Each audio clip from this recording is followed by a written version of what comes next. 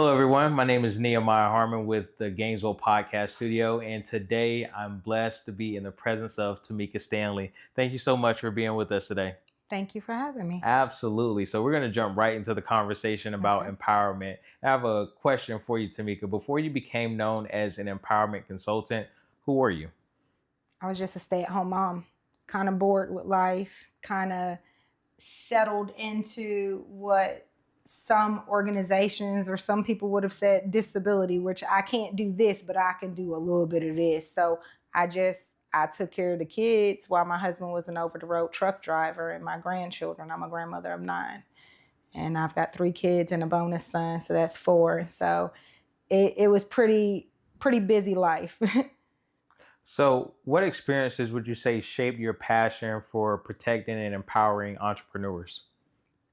Mostly, well, me and my husband, we used to own our own trucking business before he just settled into becoming an employee because we didn't know the things that we didn't know. And so those things will tank you, and they'll even tank your self-esteem and your motivation to even try to keep going. And so when I found the company that I'm with now, I was like, wow, I can actually empower people to continue businesses or even start businesses with the proper knowledge to take away a lot of the fear, because fear is false evidence appearing real. And so when you have these fears of my business won't pay well because somebody might not pay me, or my business will go under because things won't be done right, then you can get rid of those fears, because your lawyer can be like, hey, we can help you get that stuff done right the right way the first time.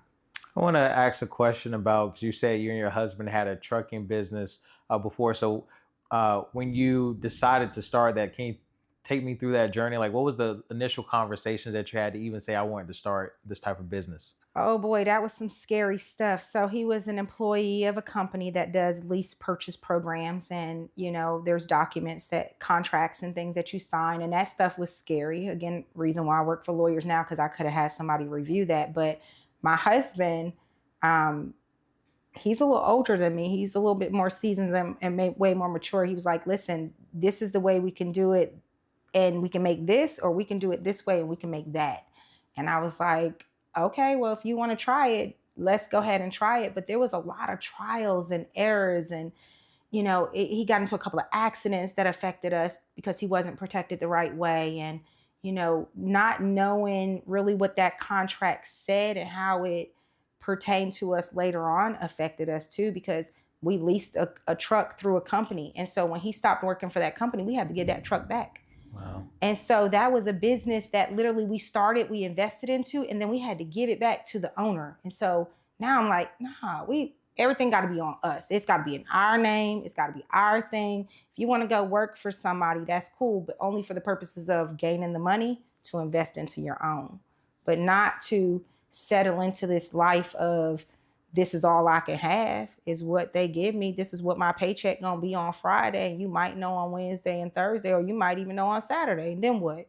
You might even turn around, get paid on Friday, and then lose your job on Saturday. Then what? No, I'd rather put all that faith into us, into the way we want to do it, because there's companies out here that will help you. They will mentor you. They will train you, but they don't, your life is not hung up on just what you do, but you can even have other people help you. And so that's different. And then that gave us more faith that if he wanted to go back out there into the trucking world to own his own trucking business, now we have even more empowered. We feel more empowered because we have somebody we can call.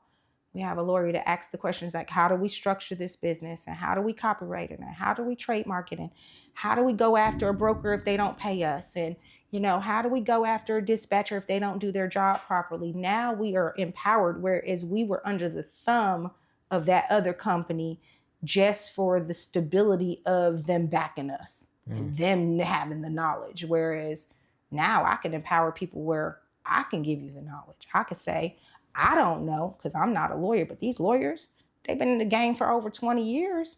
They bar certified. They got the answers. They've been dealing with even businesses for 20 years. We even do employee benefits. Even the Sox, the Chicago Sox, offer our services.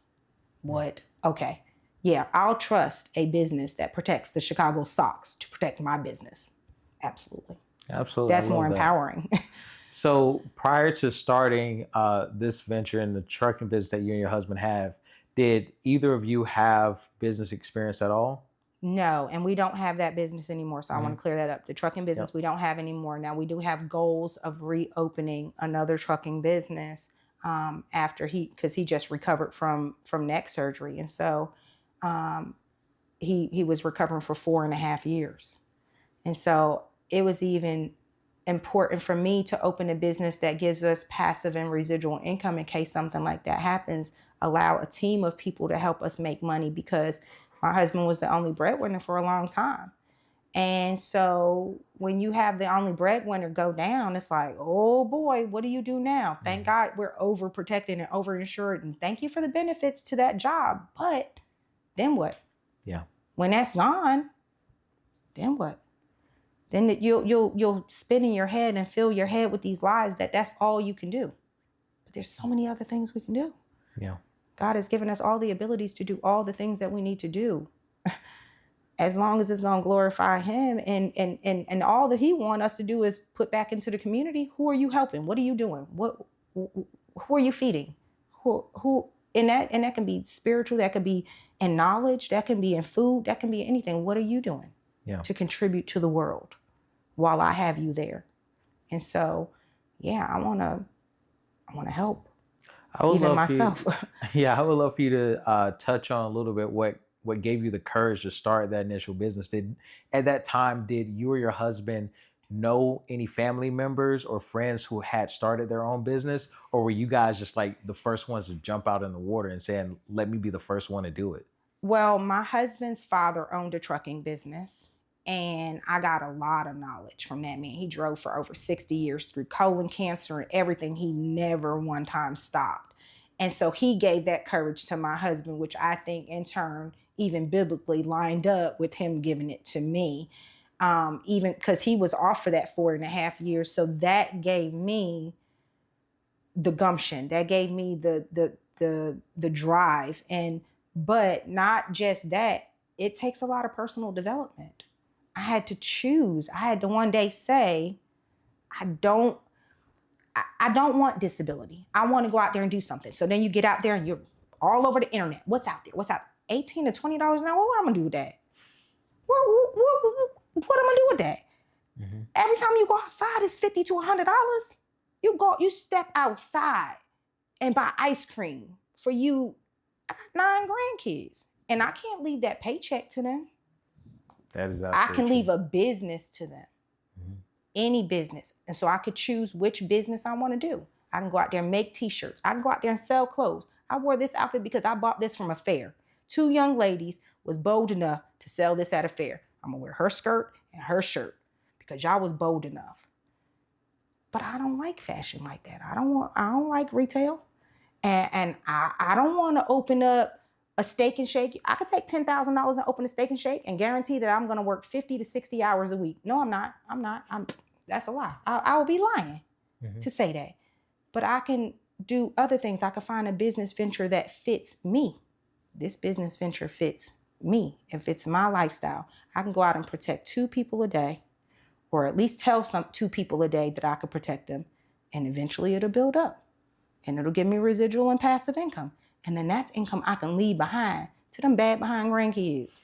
I ain't like, they bad. You had spoke about the importance of, the self-discovery and development in order for you to get to the place that you are now. Can you tell me a little bit about, one, the challenges that you had from where you started and what you did to overcome some of those challenges in your self-development that allowed you to have the mindset that you have that says, you know what, I'm not going to settle for disability. I'm not going to settle for the $18 an hour. I'm not going to settle for whatever you're going to give me. I'm willing to go out and create the future that I want to have. That's it. And so I'm a bookworm. So I started with books.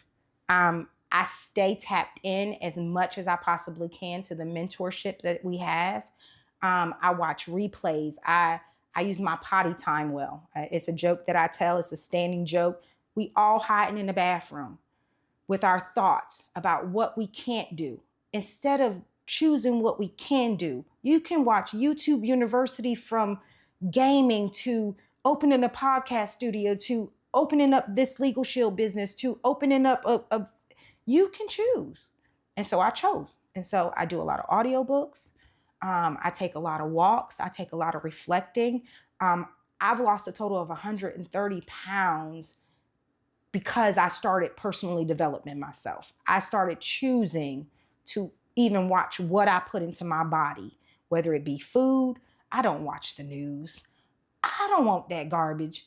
I don't want nobody trauma dumping on me. I had to overcome the spirit of rejection from family members who all they see is, that's all you see.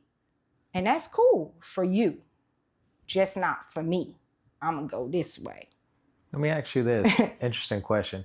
Can you describe to me where you're from? And I don't mean like the place you were born, Okay. but when you hear that, like the place where you remember growing up, as far as like that place, what it was like for you, what the fit, like immerse me in the feeling, like what is it that you experienced during that time, and how did you get from there in the short sense, like viewers, to sum it up into like, this is what I had to do to get from here to where I am today. So first, describe to me like where you're from.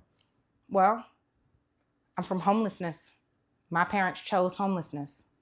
They chose that whatever they couldn't overcome in the world, they were homeless. And so that actually shapes why I'm making the choices that I am now. I mean, when I stopped working, when I started getting disability, I was making $15, $16 an hour. That was 15 years ago. Y'all still fighting for $15 an hour? That's why my parents were homeless, because they never even went out for more.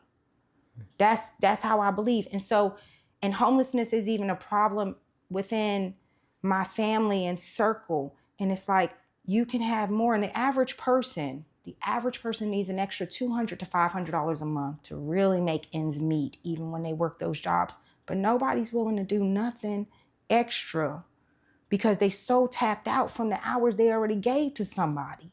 And I get it, but you got to do this extra now to get extra later. I literally had a conversation with somebody and I said, you can buy literally a pallet of water for $100 and you could flip that and sell them for $1.50 a pop at a Gators game. And you can make over $3,000. And you could take another $100 from that $3,000 and do it again. Or you can complain that you don't have the $20 for the gas. Or you can complain that you don't have the money for your cell phone bill. Or you can complain that you don't make enough to make 3 times the rent for that apartment. I get it. I understand. I've been there before. I just didn't know there were other options out there. But now that I know, I'm an educator by nature. I wanted to be a teacher when I was young, but it didn't pay well. It doesn't pay well.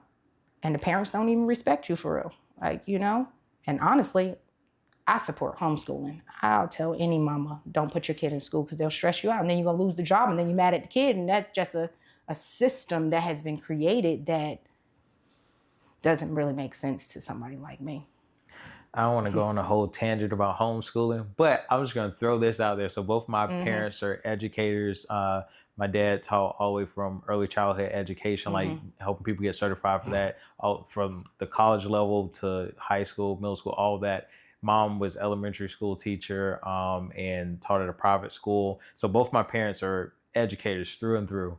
And when me and my wife had our first child, I told them I was going to homeschool, and they looked at me and boy, you can't homeschool. Like you gotta let them go to school. And I said, I'm not doing it. And then they asked me, after scolding me over and over again, knowing I wasn't gonna budge. They asked me, and I was like, anyone who's truly educated by a system will then question the system they were educated by. I was like, I went to school for 13 years. I was like, and I know what I don't know.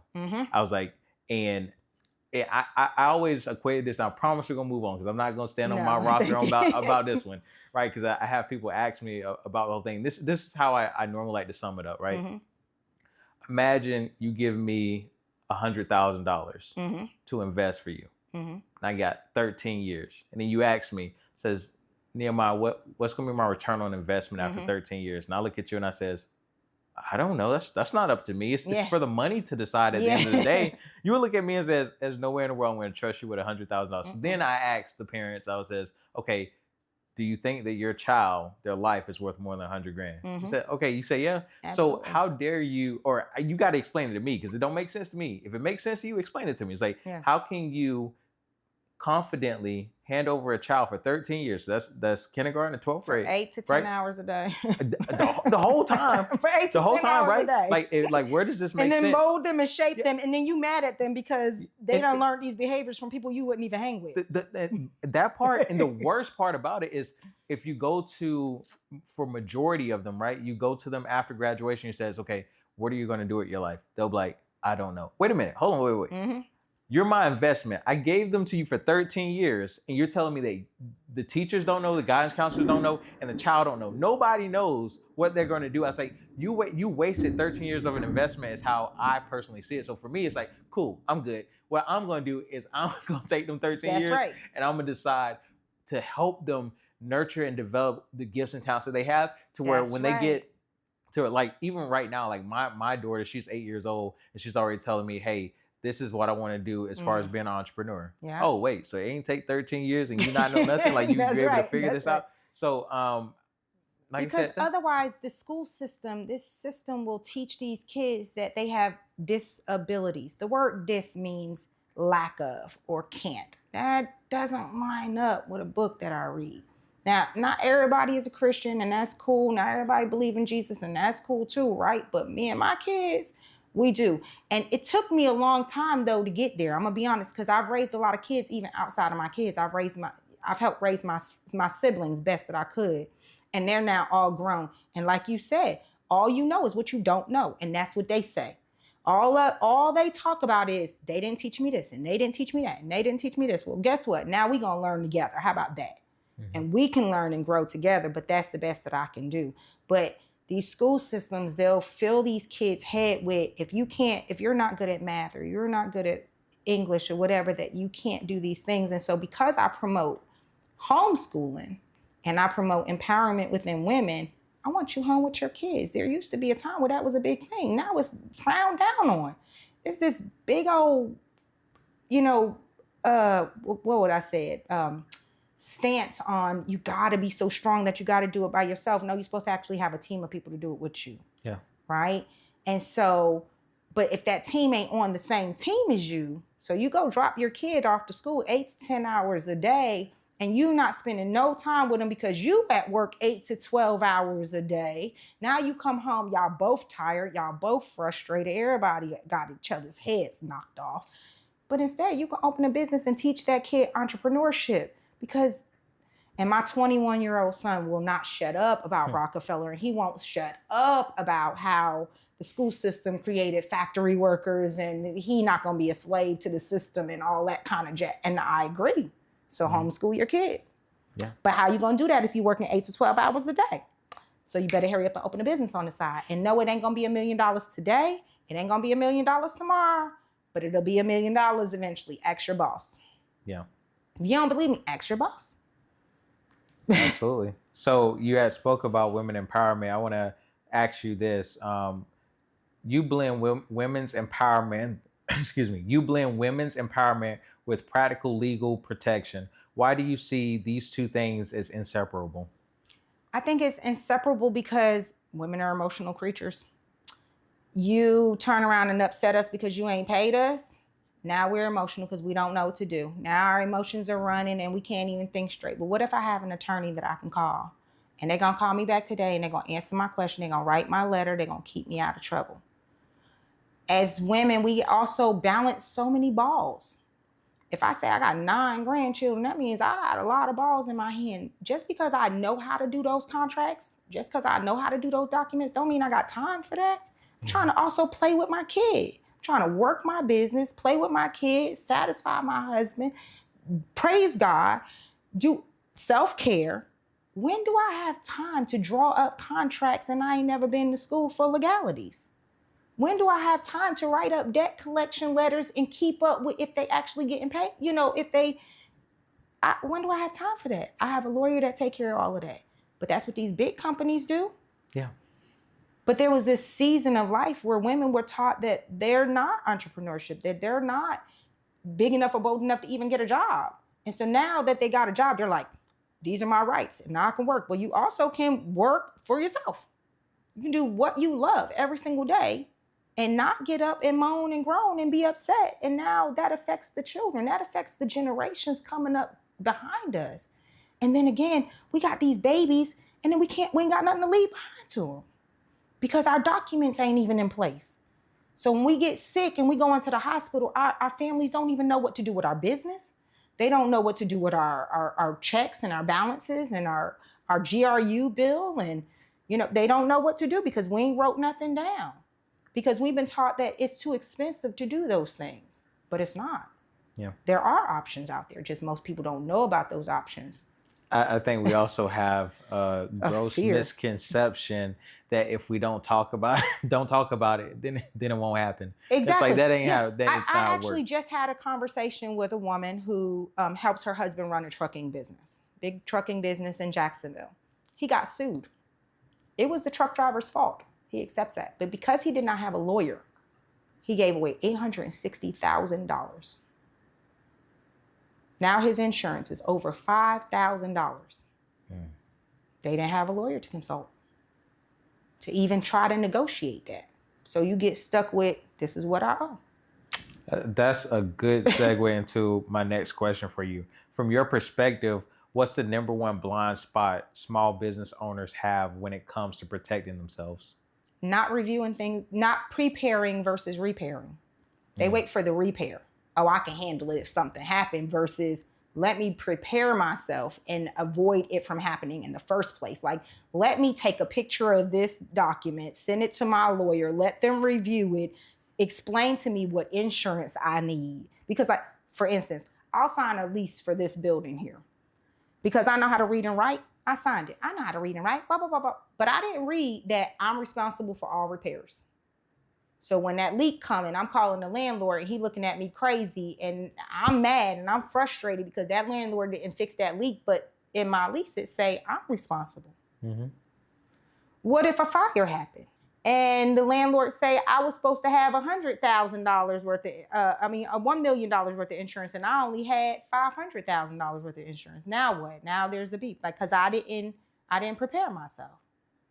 I drew up this contract that I went on ChatGPT and AI and all this, and now they ain't paying me my money, and now it's not legal, and so they don't have to pay me my money. Now what? I've caused these unnecessary stresses onto me and my family when I didn't have the time to do it anyway. That's why I use ChatGPT. Great point. I didn't have the time to do it. I was trying to do it on my poop time. And now I'm in a courtroom and the lawyer and the judge is looking at me like, well, who wrote the contract? Oh, your AI. Sad business. Yep. Made a layup for the other side. Made a layup for the other side. So many entrepreneurs avoid legal conversations because they seem overwhelming. How do you help people shift from fear to empowerment in this area? My number one thing is when I tell people they should have a lawyer and they say they don't, I ask them if they have insurance. So you have commercial insurance. Mm-hmm. Why do you need commercial insurance? Because somebody gonna sue you? Oh. Is your rent based off of how much you make? Like, can you pay this rent because of the contracts that have to be paid? Well, what if somebody stops paying? During COVID, a bunch of people stopped paying my mentor. Nobody wanted to pay him. Everybody was ignoring his phone calls. These people with money. Thousands and thousands of dollars. With a wick of a pen from a lawyer saying, you don't want this beef in court, he got his money. During COVID, when nobody was getting their money. That's empowering. Yeah. What unique challenges do women entrepreneurs face, and how can empowerment plus the legal solutions that you're talking about help them overcome these hurdles? I believe that even if they start even getting into the network of what I do, because we're not just these are court documents, and this is what we help. We're a network of people. We even network together. We bring other small businesses in and say, come network with us. It helps empower and take away that fear that you can be in business for yourself, but not by yourself. You don't have to be by yourself. And a lot of people who open businesses have to face the challenge again of rejection. And so being around other entrepreneurs who also had to face that and overcome that, that's empowering. That can pull you that, yeah, you can do it. Come on. Like a race. Like if I hand you the baton, I want you to come with me. And so I think that that's empowering. Yeah. Without, and I know you've already shared a couple, but if you can share one more with me without, naming any names, can you share a story of a business that either benefited from being protected or suffered from the lack of protection? I spoke to somebody just recently who did not have their documents reviewed and got caught up in, there's nothing we can do now because their contract is ironclad. If you would have had us review it before you signed it, we could have looked at, they could look that company up, make sure they're legitimate. They can tell you if there's any holes in those documents. I've also had where people didn't know that they needed that type of insurance, and so because of that, they were able to call up their commercial insurance agent and say, hey, bump up my insurance so I can get this building. I had one person who say, I know the guy who used to own Gator Nutrition, and he had to hire an attorney to fight for that name. That cost him a lot of money. It could have been saved. That money could have been saved if he would have known about a service that literally could have helped him with that, And so, and countless debt collection. That's a big thing. And also just recently, somebody even said that they had their CPA do their trademark and their copyright, and it wasn't done right. Legal Shield does that. They protect you for that. And it protects you from, that you can get employee benefits and even take off some of the stress of being a business owner, knowing that your employee got something going on. You can't help them, but you can give them something that is empowering, so that they can have lawyers even and do that. And then that even protects your business, and that reduces your turnover because that person is not losing sleep at night and not coming into work the next day or dealing with a child support issue and, trying to leave that job because they don't know how to handle that and they don't know how to pay it. You can help people. Yeah. And so if you're a business owner that can empower yourself and empower your employees, I don't think there's too much out there better than that.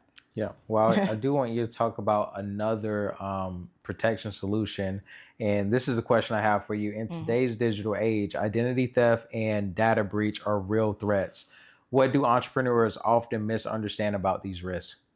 I think the biggest thing right now, because I'm playing around in the social media world and content creating, is we have customers and clients and personal information on our cell phones, and we're not protected, and we're on social media. And cybercrime is the number one paying crime in the world, not just United States, but in the world. And we leave our phones open to the scroll hole is what I call it. Scrolling on social media. And we get these messages, and our clients' information is on that phone. And we don't have no VPNs, to hide us in the virtual space. We log into our bank accounts for our businesses in the middle of Publix. But we don't have no VPN. We're signed into a public network. We're literally in public. And the reason I know this is because there's certain places that you'll go in and your data is not working. And you have to sign into their network. That is intentional. That is to protect them, but not you. That is to protect those businesses. And so we go in there and we log in, and then bam, they hacked into my Facebook. Don't accept no request, but we don't never go and check our credit reports, our EINs, our information. And so we have to do better. Passwords, it's important not to have the same exact password. Everybody want to have Nehemiah #1, $, Nehemiah 2, $, Nehemiah 3, $, for all. But that's easy to jump into. Somebody gonna hack right into your stuff. There's password managers. ID Shield has a password manager. They have a VPN. They protect you in the digital world. You have all these sexual predators all around us. ID Shield protects against that. They will hire a personal investigator to find out who did it. Go after them for you, to restore you back to, pre-theft status. Because they don't want our credit. They don't want our money. They want our name. They want to walk around here and say, I'm Nehemiah and I'm Tamika, so that when they commit a crime, they can keep it going. You ever seen identity theft? Yep. That's a real story. Mm-hmm. We'll watch these movies and we'll laugh at them and giggle at them like it's just make-believe, but that's a real story. Yeah. It's always unfortunate once it happens to you. It actually happened to my mentor, and it's one of those things that you would never think that it's possible to happen to you. But yeah, it definitely turned his life upside down because he had to change it. Excuse me. He had to change his phone number. He had to redo all the bank stuff, and it happened at the most unopportune time because they were out on a cruise at the time, and it just made it very difficult for him to do anything. So it is absolutely a thing. Even they'll steal your deed to your house. You'll turn around, come home, you'll have an eviction on your door because somebody else owned your house. I know somebody who personally took everything that somebody owned, their house and their car, legally, because nobody was paying attention to it. But ID Shield even pays attention to public records, so that if somebody even files a paper on your deed, it'll notify you. Hey, Nehemiah, somebody's trying to take your house. Ain't nobody else doing that. Yeah. Nobody. Let me ask you this. If a new entrepreneur is listening right now, what are the 3 steps you would recommend today to protect themselves no matter what the business they're in? I suggest Legal Shield and ID Shield to protect them and their family. I suggest that they do your will. Plan your estate. I know we think we're going to live forever. The Bible even say we can live to 120. That don't mean I don't want my documents in place in case the devil ever try to play with me.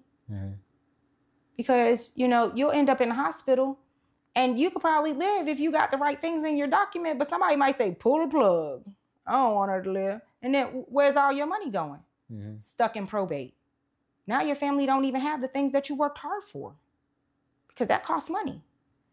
Do the documents the right way the first time, and then you don't have to go back and try to fix nothing. Have the lawyers already. These big time companies already have their lawyers on board. They have their lawyer ready to snap anytime they want.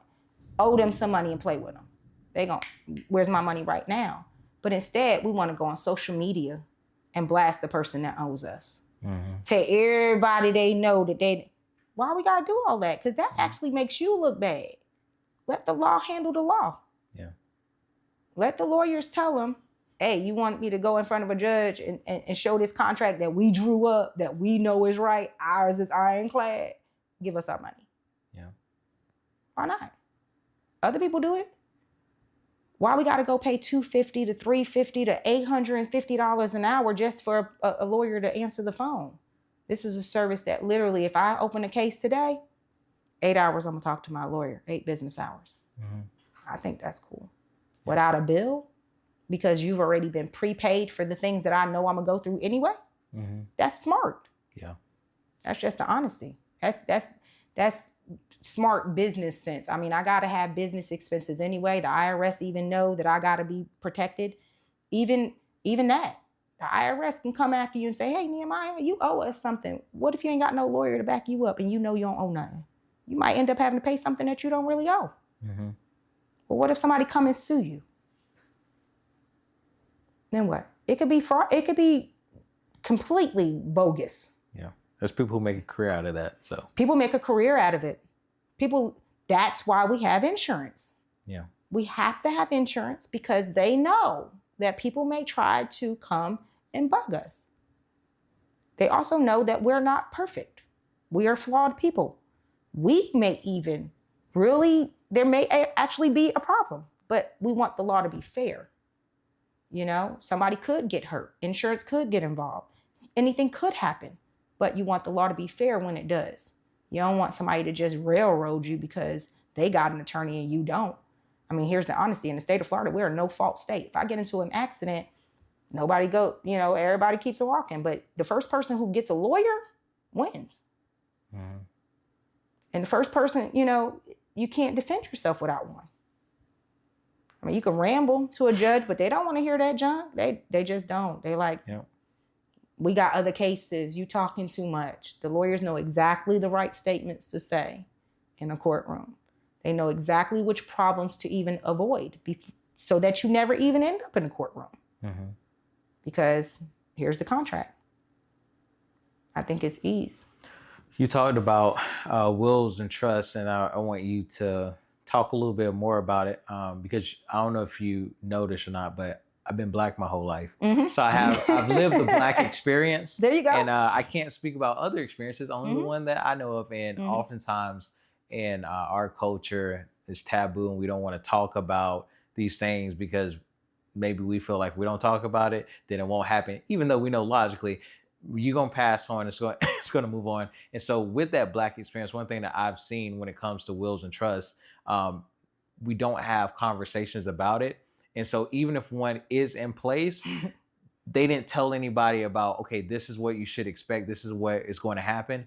And on the other side of things, like my mentor is an older white guy, and he wasn't sick.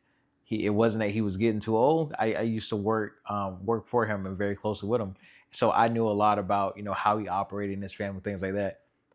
I knew who was going to inherit everything, and his kids knew who was going to inherit everything. And he made it very clear. It's not because anybody's sick or anybody's dying. It's like, we just got something in place and everybody knows. So it's like, so whenever I'm gone, there's no fighting whoever it is. I already put this person in charge of all of these assets, and they're going to be the one who takes this and make sure that the family wealth continues to prosper and move on.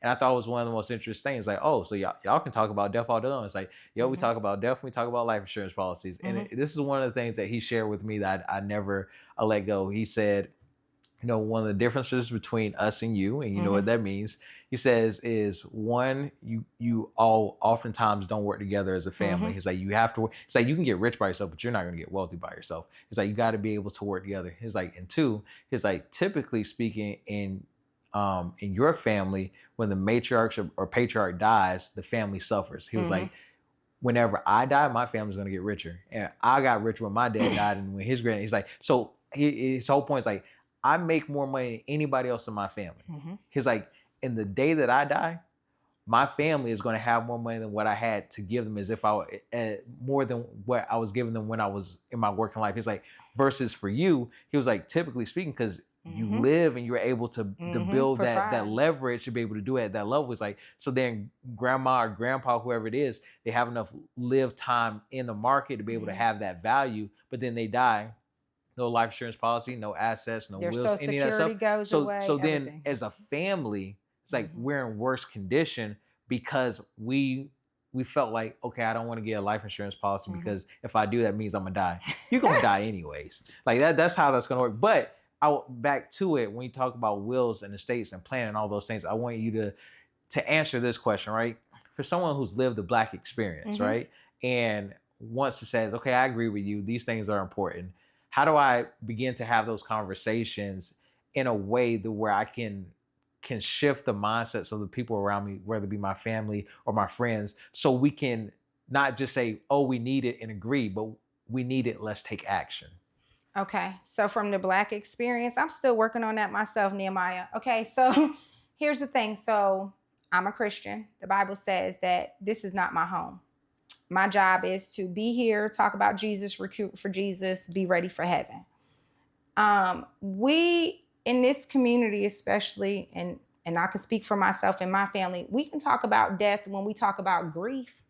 Oh, I'm so sad that person died. And oh, I miss them so much. And oh, every day, all day. True story, 3 days straight, talking to a family member about somebody who died, that it's a bad situation, but it happened. And we could talk about that all day. But let Tamika say she does estate planning for a living. Why is she always talking about death? She must want to kill somebody. No. We need to talk about it because my father stroked out when I was young, right after my mother died at 46 years old. No estate plan because she ain't have nothing. This is what they say, right? We ain't got nothing. I don't need no estate plan. Well, guess what? My mother is still in a grave that she asked not to be in. My mother said, cremate me immediately. Don't put me in a grave. I don't like bugs. I get that. I understand, mama. You don't want to fight with nobody. You let everybody do what they want to do. Now I'm 46 years old though. See, I was 24 when that happened. 23, 24 years old. I'm 46 now. That is just dumb. To wait until something happens to see what you need to do is not, it's not feasible. It's stressful. It's chaos. It's confusion. It's trauma dumping. It's, so my mother died at 46. 2 years later, my dad drank himself in a chair, stroked out. No documents. Now we got to make a choice now too. Now he mad because he ain't want to feed him too. Well, maybe you should have wrote that down, buddy. How about that? Now we got to get power of attorneys. Now we playing on Google. We playing on AI. That stuff goes bad. You're supposed to plan that stuff. Now me, conversations are being had. My daughter knows she in charge. Everybody can see it. She knows she in charge. But I got to take that to the bank. I got to go to the bank. I got to tell them who's in charge so that there's no drama. There's no confusion. Because here's the reality. If I have if something happens to me and I go into a hospital, who can legally touch my bank account to pay my bills? Only the person who has financial power of attorney. Mm-hmm. Not just, Kiana, Tanasia, Mark, somebody got to guess, No. I want you to be able to go right to the bank, pay my bills so I can go home stress-free. Yeah. I have a mentor, wonderful woman, completely healthy, strongest woman I know, 20 years older than me, okay? DKA, stroked out, diabetic ketoacidosis strokes, back to back. Thank God she only got one kid. Thank God she survived it and she's a walking, talking, breathing miracle. But what if we got to have these documents in place. Yeah. And I've had surgeries. And the first question the doctor asks you when he tells you you're sick is, do you have a power of attorney? Do you have your advance directive done? Then we say, what's that? What's that? Or, can't nobody afford that? Or, I don't need that. I ain't got nothing. Well, you got your body. You don't want to tell the doctor what you want to do next? The first time I ever got put to sleep by a doctor, I was 17 years old having my first kid. Second time at 24 years old having my second kid. Then another kid. And I have a hard time waking up, they say. Who's in charge of making sure what happens to me if I don't wake up? Mm-hmm. If I got to go on any tubes, anything like that, who's in charge of that? Who's made that decision? I want to have that decision to myself. I don't want somebody else making that decision for me. I don't want that stress on my children to try to make that decision or argue with each other. What she wanted? What we going to do? No, we already know what mama wants. I've already waited to the point past being able to be insurable, because you wait till you sick and I don't need no insurance. I'm going to live forever, right? That's why I got to build residual and passive income. I've got to build something that I could leave behind to my children and my grandchildren. Like you said, they supposed to still benefit after I'm gone, but I can't leave nobody that $18 an hour check. They're going to stress me right into the grave. And then what? We oftentimes leave our family in the culture is we leave them with this situation. It's a real life situation. Mm-hmm. Had a friend that one of the parents had passed away unexpectedly. And then she had 3 kids and they couldn't afford to bury her, right? So then they, asked for some help from mm-hmm. our family. So we're family friends. And so my sister leveraged her relationship mm-hmm. and with the funeral home, and they were able to work out something that says, hey, for you, mm-hmm. I understand the situation is like, if they can come up with $3,000, we'll go ahead and take care of, mm-hmm. the whole thing, which you understand. Yeah. Like, yep. It's normally 10, 15, $20,000 or more. Like for them says, hey, off the love, I'm gonna take care of for 3. If they can do 3, it says, or it's actually 3,500, right? And so went back, had told them, was like, oh, well, that's a lot. I don't know if we're gonna be able to get it. And so they had asked us for it, right? And so my sister called me and says, hey, what would you be willing to do? I said, I asked a question first. I was like, just to be that guy, I'm just curious. Somebody gotta make it make sense. I was like, because all these are adults. Yeah. It's 3 of them. You telling me that nobody can put their hand on $3,000, or between the 3 of y'all, nobody can says, I got 1,000, I got 1,000. I said, or if I ask you the question, I'm just gonna ask one question because you asked me how much I'm gonna give. I'm asking, how much do they have? Yeah. That's right. Like, they don't have nothing. I said, okay, cool. I said, this is what I'll do. I said, it's 35. I was like, I give you 5 if you can show me the 3. I was like, if you show me the 3, I give you the 5. But it makes no sense for me to give you the 5. Yeah, and then it's gone. And then it's gone. It's like, because you don't, if you don't have the 3, right? So then he's like, okay, I'll tell him. So they tell him, and they was like, oh, came up to the last day. Oh, we can't do it. They before then they had went and did the whole GoFundMe, and they were still short like $2,000 or whatever. You can't just do it. What you mean? Can I just do it? Here's the thing too, though. We have to get out of an area where we think somebody else is going to take care of it for us. You know, we get in a space of such comfortability that it's like somebody will do it. It'll work itself out, instead of trying to work it out, you know, or trying to be, again, more proactive. And there's a space where like people don't know what they don't know. And so like, all right, but if there's people that's trying to tell you and you're not listening, then it's like, all right, that's cool too. But we got to get to a place where we're trying to have more, where we have some money in the bank, but most people don't have a couple of nickels to rub together. But that's because that's a mindset. Yeah. I don't have nothing. This is all I got. Well, is that all you want? Do you want more? Because again, I was in a place where I was completely comfortable. I'm just gonna be honest. I'm just gonna sit right here. I'll play with the grandkids. But then like COVID happened and a lot of stuff happened. I was like, wait a minute. It's just a lot of weird stuff going on right now. Let me just really sit back and really pay attention to what's happening. And when you pay attention to what's happening, it's like, yeah, you're right. You only have what you have because your boss is only going to pay you enough to satisfy you and still comfy his pocket. I mean, that's just the way it's going to go. Or you can do it yourself too. Try it out. I talked to a young man. He's getting paid $18 an hour. He's mad. I hate my boss. Hey, why don't you go try to be the boss then? Why don't you go do the same thing that he's doing? And see how that works. He's a detailer. He loves detailed cars. Well, go be a detailer. I'll even bring you to my area. I'll network with you. I'll open you a business right now today. I don't want to do that. Yeah, that's my son. He don't like his boss, his dad. I didn't marry that dude. What you want me to do? You get what I'm saying? Like, but go try to do what he do, and you might be able to feel some of the pain that he feel. You don't know what that guy got going on. What contracts ain't paid, and you know what contracts he got to go out there and get to get you that $18 an hour. You got want more. Yeah, go do what you love. I had a conversation with my team, and I explained to them. I was like, you do realize, right? Like a lot of I get paid on net 30s, 60s, 90s, 120s. I was like, I've had clients that like it's been held up for 6 months because how the contracts and deliverables are. I was like, you got paid the next day, and you expected that. I was like, when you showed up for the job, I cut you a check. I was like, I gotta wait 6 months for mine. I was like, do you want to have that conversation? I was like, because I can pay you more. I was like, but let's both wait about it. Yeah, and then like, nah, I don't want to do that. Yeah, but stop really waiting 6 months too, though. What? So when I say that, as you can imagine, it depends on the deliverables, because you can get paid in phases of what you're doing job. You know what I mean? So it's more like that. It's like but for them, if you were part of it, you're like you're getting paid right away. Soon as they showed up, they're looking like, oh, I showed up today, so I want to get paid. And I can't be like, okay, well, whenever they paid the full invoice, you know, how everything's structured, how Kevin Hart say,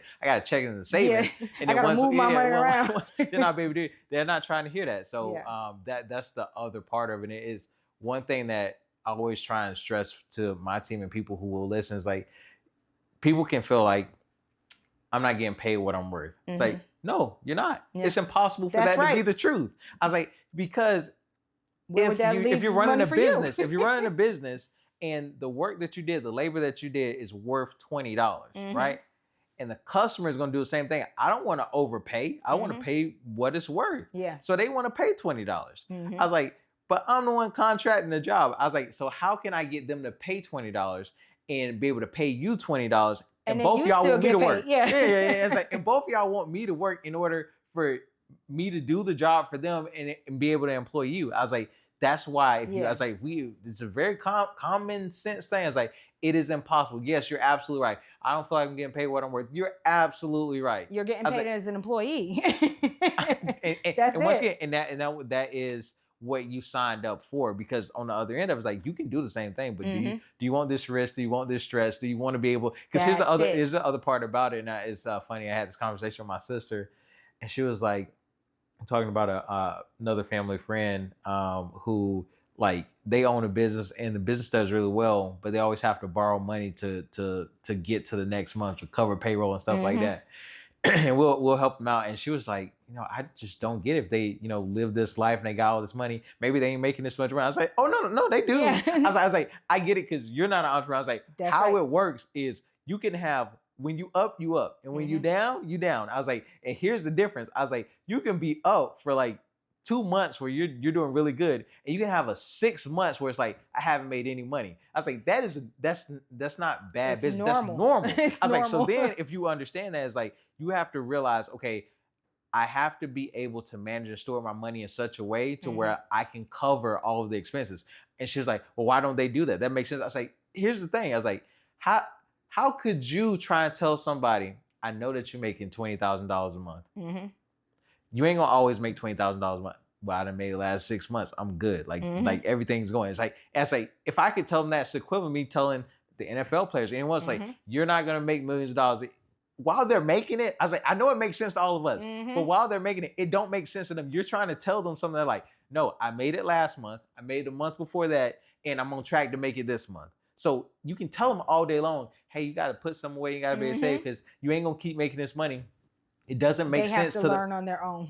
Yeah, and once again, it's like it's a weird place to be, because it makes sense on the outside looking in. It's like, well, clearly, if they experience this, I was like, no, you don't get it though. I was like, because when you up, you up. And I've seen many times people do that and they love it, right? And they're like, oh, I'm making $20,000 a month or making all this money. And then those moments where it's hard, it's like, I quit.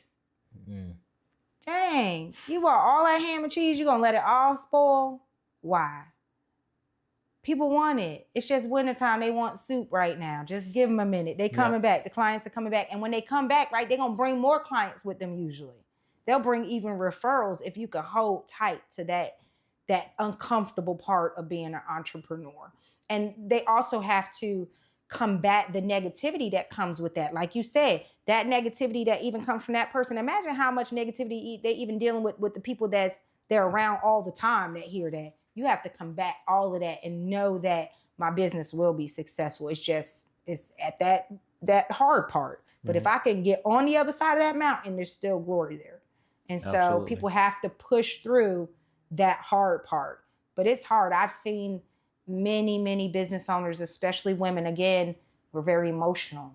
They shut down. They shut their business down. Now they ain't got no business. Well, of course you ain't got no money. And then your clients won't even trust you, because every time you hit a hard part, you shut down. You shut the whole business down. They don't know if you still making sea moss, or you still making t-shirts, or you still selling socks, or they don't know what you're doing this season. Yeah. Because you had a rough season last season. So you keep changing the game. I went through that at the beginning of trying to become an entrepreneur and finding which business model was something that I wanted to sink my teeth into. I was still unsure. There was this uncomfortable season and phase in my life, but you got to get on the other side of that. You got to keep pushing. You got to keep going. Yeah. So for me in my entrepreneurial journey, I was the person that jumped all in, quit the job, jumped all in and did it.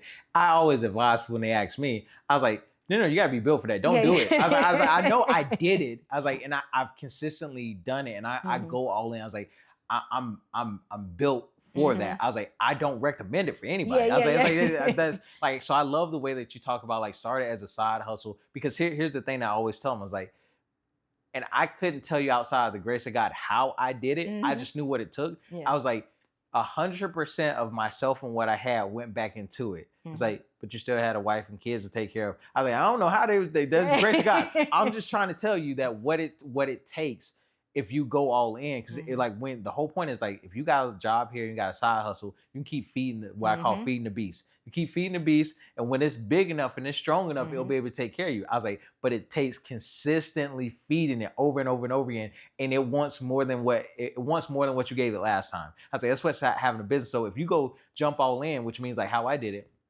there was no other income. It was just what I did here. So I still had to create income for myself and feed the beast at the same time. And the beast wanted 100% of it. I was like, so once again, even though I did it, I was like, I don't recommend this. I was like, this is not like what I would recommend. I was like, but on the other side of that, it's like, it's double-edged sword. I was like, I will say for those, like when you put yourself in that position, for those who can bear it, I was like, it's easy to succeed because it's the only option. I was like, I didn't have another option because I put myself in the position where it's like, okay, I'm 100% invested in this. I'm going to make this work. And so failure was not an option. It was not something that I thought about. So I was able to weather the storms of that and obviously continue to apply that in everything else that I did. And it worked for me. But as I said, even though I realized it worked for me, when I think about the cost of what it took, and I look at a lot of people who want to do the same thing, and I can see it's like, you're not willing to pay that cost. So I'm gonna tell you right now, it's like,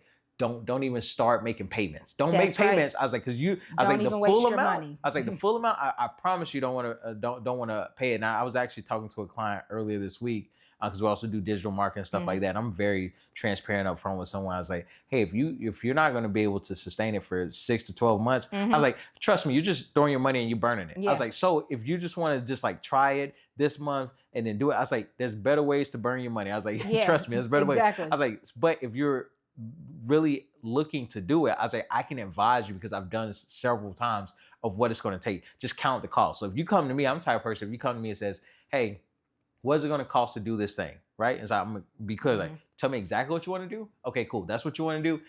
Let's scale all the way back out. Let's think about and reverse engineer it. And let's see, okay, this is the total amount that you're going to spend in the next 6 months. And then if you stick to us for a whole year, this is what you're going to spend within this year. I was like, now if it's $20,000, I'm just going to ask you a simple question. Are you fine? Can you stomach spending $20,000? I don't care. We're not talking about how much you make or ROI. No.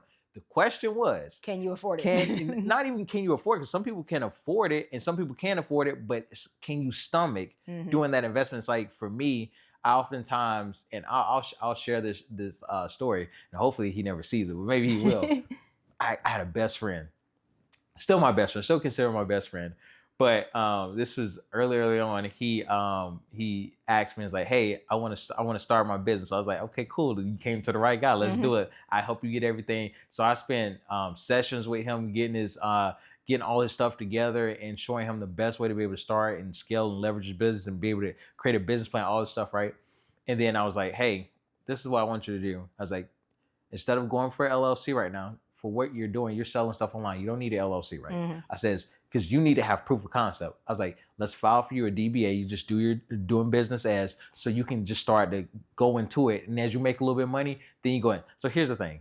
DBA, it's about $55. You just go on Sunbiz, you type it in, you put your information, and then you got your legal business name. You can operate as your business, but you don't have the separation of a separate entity. But you can go ahead and operate as a business. And he looked at me and he was like, I'm gonna have to hold off on that. Here's the thing. This is where I was like, okay, bro, you got a wife and 2 kids. I promise you ain't gonna keep $50 a day. McDonald's getting. I promise you. You will not escape the day without spending $55. So here is, like, for me, I understood it and I had to learn to accept people for where they were and where they are.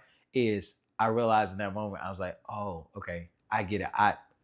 But it made me have to move a little different because I realized in that moment, I was like, at this point, this was years ago. At this point, I had already spent $200,000 in myself. I've invested $200,000. I was like, and you wouldn't invest $55 in you, not me. I didn't charge you for any of my time, none of that. I was like, $55 for you to get the name that you wanted, registered with your state, what you need to do to kind of get the ball rolling. once again, you're not going to save this $55. So for me, when I looked at the difference, I was like, we going in two different paths. Like I completely, because I'm the type of person that's going to continue to invest in myself. And you're the person that just told me you're not willing to do it at all. You couldn't stomach the 55, because once again, it wasn't about could he afford it. You ain't saving this $55. Yeah. McDonald's going to get it today. You're going to spend that money. Yeah. Even when I started the business that I'm in now, and people were like, oh my God, you're going to spend money to make, to get a job. No, I'm not going to spend money to get a job. I'm going to spend money to make money. I'm going to be a good steward of my money. And so I can spend $100 a month average to run a business, or I could spend $100 a month on pizza. I can spend $150 on a business a month, or I can blow it at the Japanese steakhouse. You know how much Starbucks coffee costs? It's about $8-9. Oh, right? Okay, so I don't go to Starbucks. I am almost 98% small business, because I like to see who table I'm feeding. And again, those be the people that I see the most that say they don't have no money to start a business. They don't have no extra money to make any extra money. They don't have these things. They have habits that cost them more money than it would take to make them more money. They will say they don't have the time because they're giving all their time to habits and other things that are not serving them. And when you say that you had to realize you were on a different path, it's even way different when you are on a different path than all the friends you've made and all the family members you have. But you still have to say, I'm still going to take this path, because my alternative is to stay where they are and they're not even happy. So like literally, I went online. My husband was watching football. I hate football. I just hate football. But he was watching football. I got bored and I watched a video on how to design and sell things online without ever having to touch them with a Cricut. And I was like, ooh, that's cool. Now, I'm not a good designer. Art is not my subject. I like kids. I like to cook. But art is not my thing. But I know some people who are, I'm like, they fashion. All they like is fashion, and they love stickers and they love hats and they love it. I'm going to call them and I'm going to teach them. Hey, let me teach you how to do this. Oh, you busy? You doing what? You crying? Okay, I got to go. What? Crying about what? Because you ain't got enough money, but you don't want to hear about how to make money. So what you want to do? You don't know what you don't know, but you also don't want to hear what I want to teach you. So, all right. But only the top 3% make millions of dollars. And so if you want to be at the bottom 97%, that's on you. I'm going to the top. Yeah. I am tired of just waiting for somebody else to do it for me. I am tired of trying to do it by myself. I'm supposed to have a team. You even mentioned it. You have a team. With my company, they allow you to have a team. They allow you to build a team to help everybody build each other up. Whereas most other companies, here's the boss and everybody is below them. And all right, whatever you got to do, instead of saying, hey, this is what I'm doing. You want to do it too? All right, come on. Mm-hmm. That's different. I needed that. That's awesome. So one thing that I'm very passionate about is talking about impact and legacy. So when I ask you this question, how do you think business protection and employment affect not just the owner, but their families, team, and community? I believe that, repeat that question. Yeah, absolutely. How do you think business protection and employment affects not only the owner, but their family, their team, and the community? So business protection, okay. I think it was you that told me a story about how when you left your company, 2 years later, they closed down that department, or they closed down the business or something like that. They outsourced the whole department. You can literally just walk into work, and because it wasn't done right and they got sued, now you ain't got no job. It affects everybody.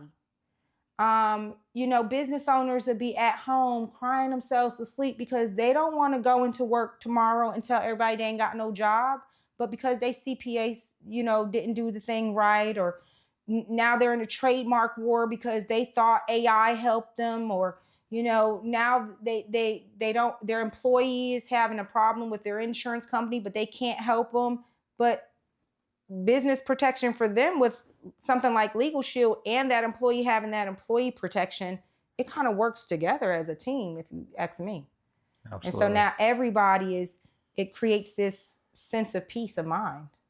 I love that. Let me ask you this. Looking forward, what's the bigger mission that drives you? And beyond business, beyond protection, what legacy do you want to leave? I want to leave the legacy of passive and residual income as a real thing. Ask your boss. I like that. Ask your boss. You don't believe me, right? Ask your boss how much he enjoys his passive and residual income. See what his answer is. And if you like his answer, right, you might want to do something too. And you can own a business and your boss can have a business if y'all not doing, y'all ain't got to be in conflict. I could be doing something totally different from you. Now you're referring my business, I'm referring your business, everybody's referring everybody's business. That's community to me. Yeah. We got all these empty spaces, all this commercial property just sitting because all of those people that were bold enough to open businesses are now either sick or gone, and their kids don't want their business. They want to do their own thing, but they want to do it for somebody else instead of for themselves. What happened to that generation of we can do it too? Yeah. If you can do it, I can do it better. I told my baby sister that. I said, girl, if I can do it, you can do it better than me. You younger than me. You got better legs than me even. Yep. You got a younger mind than me even. You can retain things. So if you go out there and learn things and I go out there and learn things and we come back and we mesh it together, then that's gold. Yeah, it's a winning recipe. It's a winning recipe. But if I'm trying to teach you something and you're like, nobody's teaching me nothing. Well, I'm sure. Because all you want to do is you want to complain about that job mistreated you and this job mistreated you. And now I got to go find a job just over broke. Go for it. You're going to be calling me next week. You're still going to be talking about you ain't got no money. You're going to still be talking about you eating ramen noodles. And this is not just her, just people in general. Just, I'll have these conversations and, girl, I ain't got no money. Well, keep on saying that. It's power in your tongue. Keep on saying that. Keep not doing nothing about it. Faith without works is dead. Hebrews 11 is just a hall of faith is what I heard it called Tuesday. I was like, that's a good word for that, hall of faith.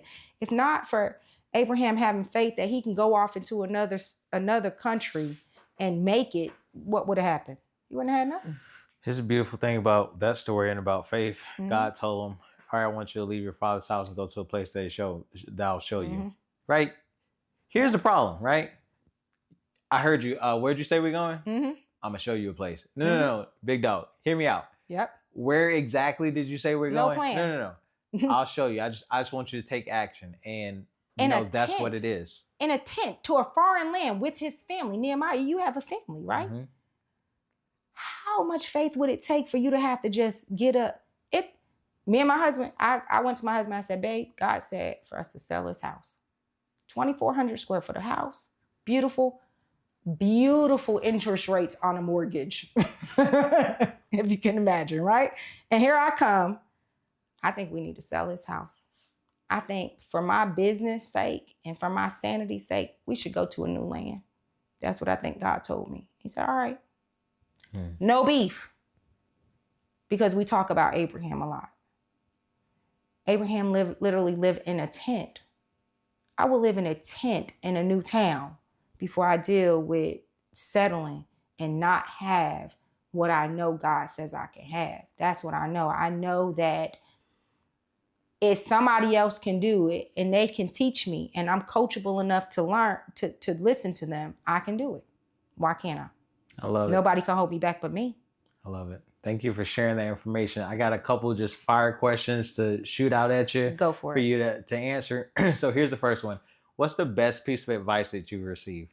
The best piece of advice that I can receive is to not care about a no. That means it's not your customer. Be okay. What's the worst advice someone gave you? The worst advice somebody gave me is that they would never pay to open a business. To never They would never pay to get a job, is what I've been told. That's the worst advice I've ever heard in my life, because ask your boss if he had to pay something before he opened your job. Or they'll go off to school. That'll be their next step. I'm never going to pay to get a job. And then they'll go off to college and pay thousands of dollars and then hate that career. Mm-hmm. They'll pay thousands of dollars, not even finish, be owing all this student loan debt, paying thousands of dollars even in interest, and still be talking about, I ain't never going to pay to get a job. Okay. How important has mentorship been in your life? And I want you to answer on both ends of the spectrum. How important has it been for you to have mentors? And how important has it been for you to be a mentor to someone? It is extremely important for me to have a mentor. It is extremely hard for any entrepreneur to run a business, and to try to run that by yourself and deal with all that negativity and rejection without somebody who's kind of went that way already and paved that way and can tell you where the sharks and the snakes are. That's real hardcore for me. And for me to be a mentor to someone else is very important, because I come from a generation, they call it Generation X, I think. Each one teach one. If I go out there and I see the right way to go and I see you lost, it will be selfish for me to just stand there and watch you be lost, instead of saying, hey, do you want the map? I'm the map, I'm the map, I'm the map. If you want it. Now, if you don't want it, I gotta be willing and okay to leave you behind.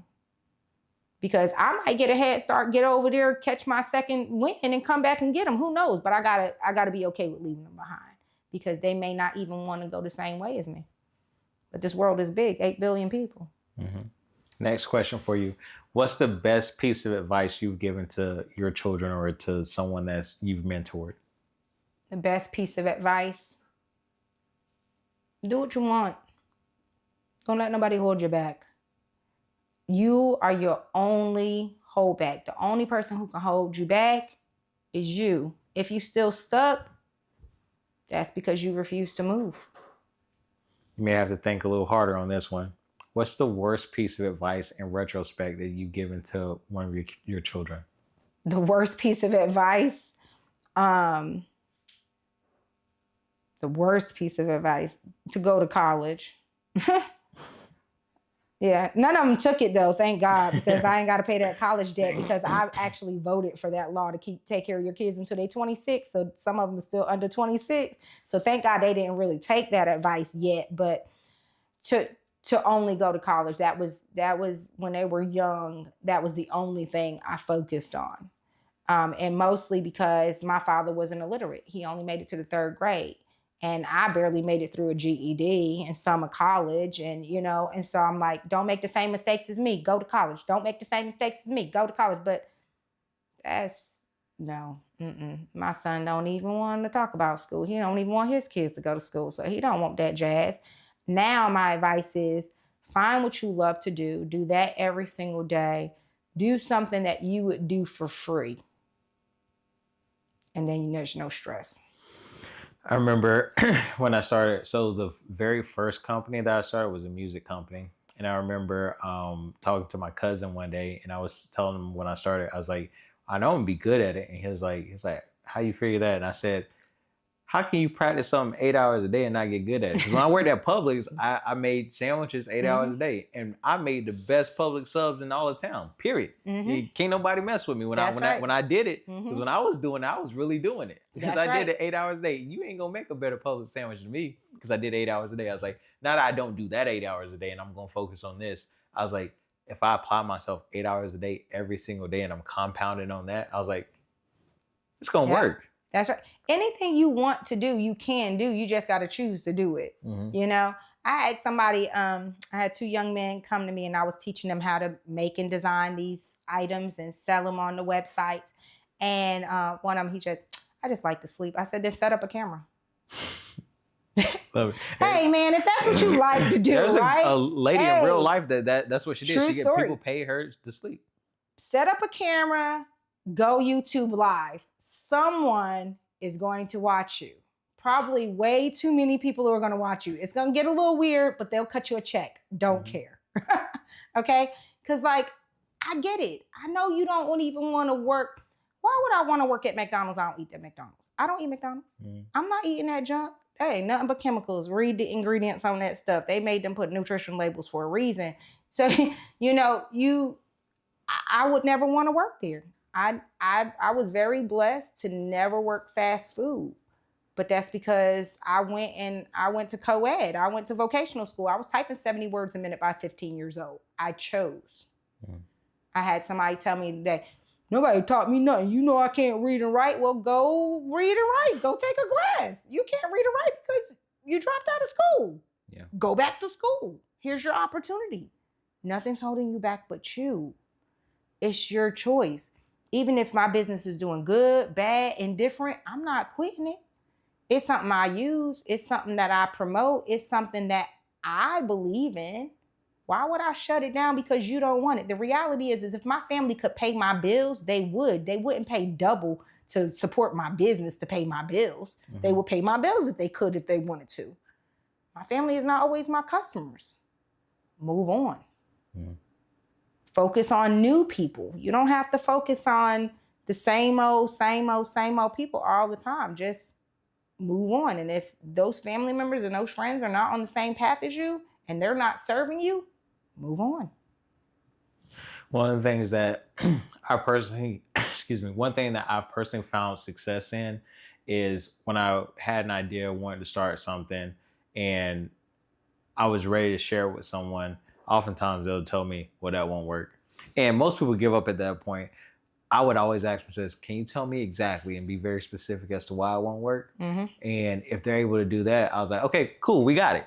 I was like, because I'm just going to work on, I'm going to fix those problems. What you just told me is it's going to work after I fix these. That's what you said, right? Whereas like most people, like they mean it that way and they mean for you to take it that way. It's like, it won't work. You should give up and you should quit. It's like, no, tell me exactly why it won't work. Cool. So you just told me I solved that part of the equation and it's going to work.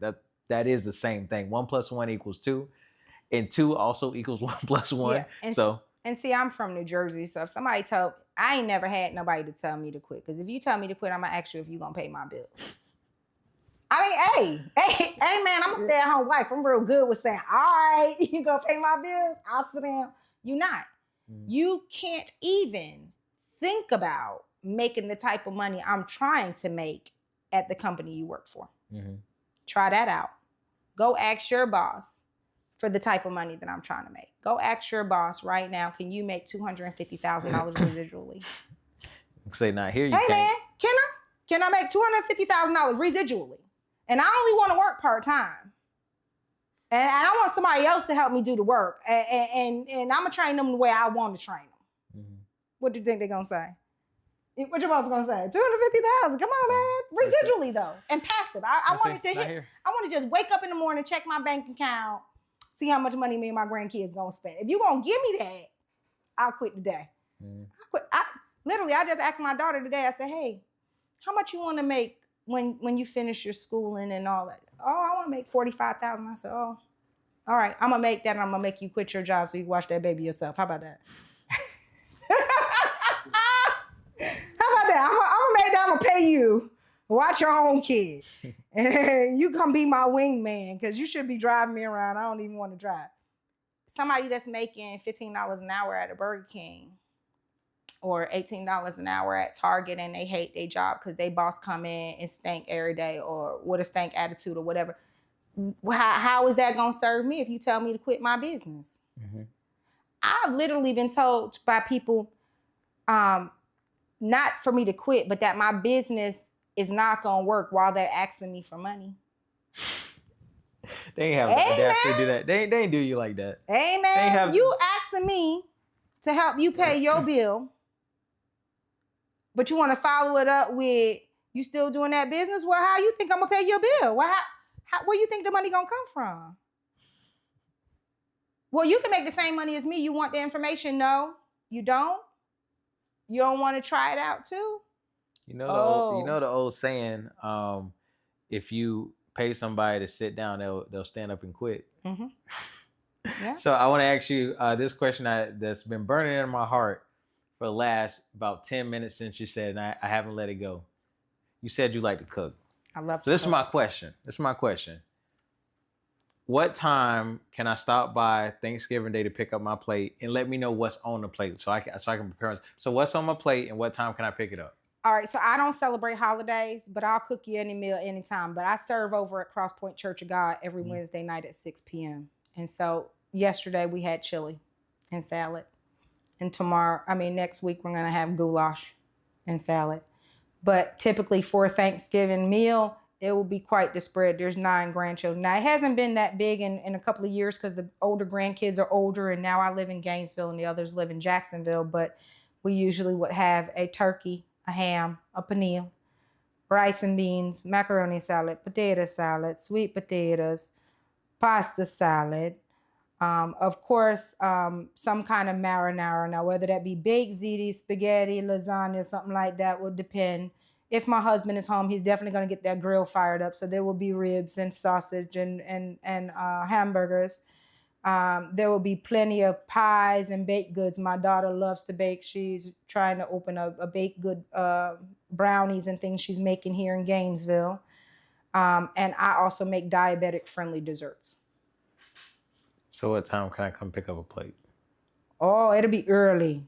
I'm an Italian partly, so about 3 o'clock is what time usually I will have everything done. Okay. It'll be piping hot ready too to be eaten. By the grace of God, if this is the year that there is a spread, you just shoot me a text so I can come pick up my plate. I definitely will. Last year I cooked for the church, and so I think it was on a regular day so that everybody can still have Thanksgiving with their family. And so I'll send you a flyer so you could even promote it. I love it. So we can feed the community even. I love it. I love it. Thank you so much for joining me today. I've greatly enjoyed our conversation. Is there anything that you want to leave for our audience before we go? The only thing I want to say is start being more prepared than repair. Stop waiting until things happen to try to fix it versus trying to make sure it doesn't break in the first place. And that's not just contract reviews, to prevent a debt collection. That's not just having a lawyer do your copyright and your trademarks and things like that, or your estate planning, but also prepare for your future by making residual and passive income. If companies like Legal Shield are willing to give you the mentorship and the leadership to not just have it for your business and your family to protect you, but also you can tell others about it too, to make money to even pay for it. I think that's rock star. I don't know. Now, awesome. I might be even a little bit overexcited about it, but I don't really know no other companies that really do that. I mean, I cancel my Netflix because I don't watch TV, but they ain't never paid me to promote a movie anyway. Yeah. Amazon Music ain't never paid me. Now, if they start paying me, I am a content creator. Thank you, Amazon, but they have not yet. Mm-hmm. Legal Shield will not only protect me and allow me to use their service, but also pay me if I tell other people about it. And that's the reason why I tell so many people about it, because they've saved me thousands of dollars. Mm-hmm. They've planned my estate. They've written letters to security systems that wouldn't stop billing my account. They've written letters for an apartment that didn't treat me fair. They told me what my rights are. When I sold my house in Jacksonville and moved here to apartment living, that was some scary stuff. Oh my God, they might not treat me well. Guess what? They didn't. I had to call my attorney. What if I would have had that additional stress as an entrepreneur trying to move to a brand new town, brand new people, brand new audience, and then have the stress of that? Peace of mind. So before I let you go, tell the audience where they can connect with you. You can connect with me on social media. I'm on Facebook as Tamika Stanley. I am on Instagram as TS Ladies of Justice. I am on TikTok sometimes. I use that for my fun. I mostly just get on there and do lives and funny videos, but mostly on Facebook. And you can find my website on my Facebook as well. Thank you so much for being here, and thank you all for listening and joining in on this conversation.